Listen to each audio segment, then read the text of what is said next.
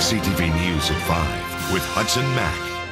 For more on the federal budget and what it means for people on Vancouver Island, we're joined now by CTV's Richard Madden in Ottawa. Richard, thanks for being here. Joe Flaherty has proposed a new Canada Job Grant that will provide up to $5,000 per person for job training to be matched by provinces and employers. In BC, the shipbuilding industry is searching for skilled labor. Do you think the job grant will help this soon-to-be very fast-growing industry? Yeah, I think that's part of the reason behind this new job bank that was introduced in today's budget. Essentially, it's $15,000 per worker to access retraining programs. So, for example, where you are, you mentioned shipbuilding. I mean, this is really to get people who had a hard time finding work in their particular field, and now they'll get retrained in the trades where there's a growing demand and a need to match worker skills with the jobs available. So the theory is that somebody who needs work can access basically $15,000 worth of services, as you mentioned, matched by the province and matched by private sector employers to get retrained. So, for example, somebody wants to get retrained as a welder, which would be a good fit for the shipbuilding industry. They could access this federal money through these services. There is a caveat, though, and that is, number one, BC needs to get on board with this, and there's no guarantee that the British Columbia government will do that. And also, there needs to be a need by the private sector companies to kick in their share of that money, which is basically $5,000. So, in theory, it's designed to help fill shortages in the employment sector, but again, this doesn't take place until 2014, and there's still a lot of signing and deals to be negotiated before this becomes a reality. Richard, is there anything else you can see in the budget that could specifically benefit Western Canada? Yeah, there is a nod to Western Canada, but particularly your viewers in British Columbia would be interested in this. The federal government in the budget is looking to increase capital gains exemptions up to $800,000 sometime next year, and that includes everyone from farmers, small business owners, and fishermen. So if you're a fisherman in the northern British Columbia coast or just up the island from where you are, your capital gains, the amount that you can claim has been increased, so it'll bit more money in pockets for small business owners and fishermen. So at this point anyways, on the surface, it looks like it's a bit of a win for those people I just mentioned. All right, Richard Madden reporting on the federal budget from Ottawa tonight. Thanks, Richard. My pleasure. BC's finance minister says a federal focus on skills training will be good for the province, but as you just heard from Richard Madden, Mike DeYoung says the fact that a portion of the budget will have to be matched by each province could be a concern. To see the emphasis on apprenticeship programming, tying that into federal procurement policies and working with the provinces on that sort of thing, I believe makes sense. But any time a portion of the budget that was formerly available evolves to something different, that can present challenges. DeYoung says his ministry will sit down with the federal government to learn what the financial impact will be on BC and to make sure the payment matching portion of the budget is equitable for all provinces. TD Canada Trust has been hit by a targeted cyber attack. The bank says the denial of service attack occurred mid-morning and prevented its customers from using online banking. The bank says the security breach had no effect on personal information or accounts. A denial of service attack happens when hackers flood a website with a large amount of fake traffic, preventing others from accessing it. A new Angus Reid poll is out, and it suggests 62% of you believe there should be a change of government this May.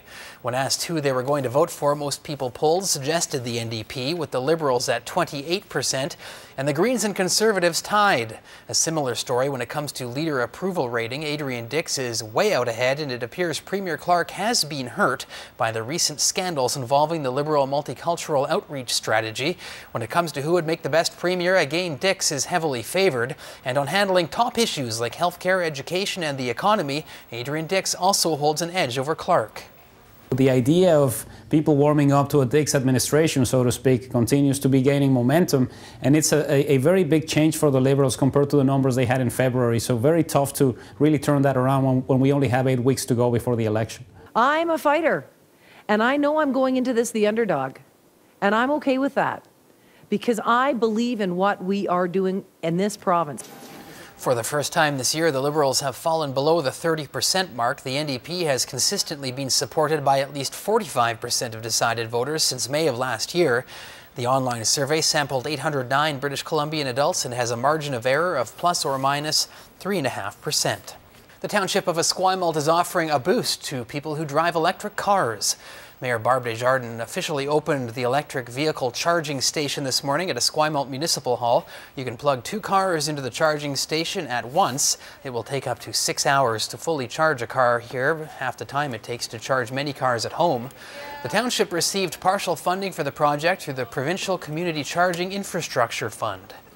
The goal of the CCI fund is to install 570 level 2 charging stations across BC. And it's anticipated that this station will be joined by another 84 charging stations in the CRD region by the spring of 2013. Charging your car will be free for the first year, then the township will decide if users will have to pay a convenience fee. The Esquimalt station joins a number of others throughout the CRD, including Oak Bay. The city of Victoria is installing 8 chargers in parkades around the city. More than 300 people have been injured in a multi-vehicle crash on a highway south of Edmonton. Twitter lit up with pictures shortly after the massive pileup. Alberta Health Services says 4 people have been rushed to hospital with serious injuries. The other 296 suffered minor to moderate injuries. Buses were brought in to transport people to hospitals throughout the region. Police say a sudden blizzard and slippery conditions are to blame for the crash. Welcome back. The Gilbert and Sullivan Society has filled local theaters with famous light operas such as Pirates of Penzance, HMS Pinafore, and The Mikado. Now the group is producing a piece that most of us have never heard of, Rudiger. If you wish in the world to advance, your merits you're bound to enhance. 2 members of the 30-person cast spent the afternoon rehearsing their parts at home. The melodrama is about a witch's curse and features a number of vibrant characters. The production promises an exciting story with unexpected and very funny twists. Rudiger was produced in 1887. The director of the production says the show has staying power. He wrote the lyrics, the music went to it, and everything just works so well that everybody can say, okay, every man, okay, they're making fun of lawyers, we can make fun of lawyers too. They're making fun of people in government, well, we can make fun of people in government. So the same themes, the overriding themes of society are woven in there, and we're woven in there expertly by those 2. Rudiger starts a 3-day run tomorrow at the Charlie White Theatre in Sydney. There are also 2 performances scheduled in Victoria at the McPherson Playhouse, April 6th and 7th. Tickets are available at the Charlie White and McPherson box offices. More than 1 billion people are now clicking onto YouTube every month, a new milestone for the video sharing website. This video, Psy's Gangnam Style, probably has a lot to do with YouTube's new numbers. 1 billion monthly viewers means 1 out of every 2 people on the internet worldwide goes to YouTube. The site reached the milestone 8 years after it was founded as a tech startup. Google bought YouTube just 1 year later for more than $1.5 billion. Since @Jack first tweeted at 3:50 p.m. on March 21st, 2006, Twitter has become a global town square. The social media giant now boasts well over 200 million active users, sending more than 400 million tweets every day. Hashtag happy birthday, Twitter. And by the way, we got this Twitter video off of YouTube. Adam may be off tonight, but we've still got an egg story for you. This is how they greet spring in Bosnia with a lot of sizzle. Each year, thousands gather on the banks of the Bosnia River on the first day of spring to fry thousands of eggs and eat them together. Local restaurant owners even compete to see who will make a bigger portion. The record set this year went to a team who fried 1,500 eggs in one huge pan. The tradition is known as the Festival of Scrambled Eggs and dates back at least a century.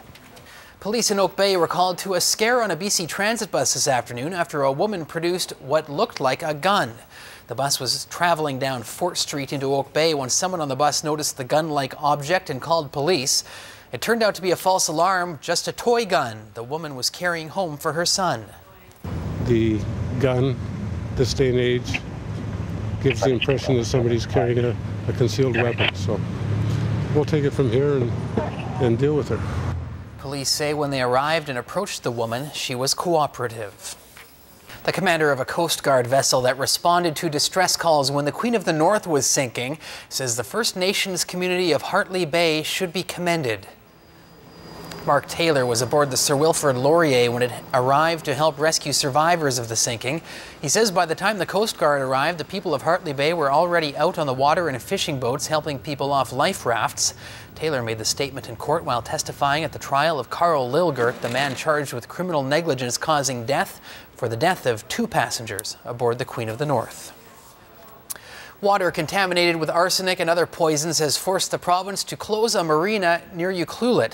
The Toquat Bay Marina campground and boat launch will be closed until further notice for environmental testing, which could be at least 8 weeks. Health officials are warning people not to eat shellfish or fish from nearby waters.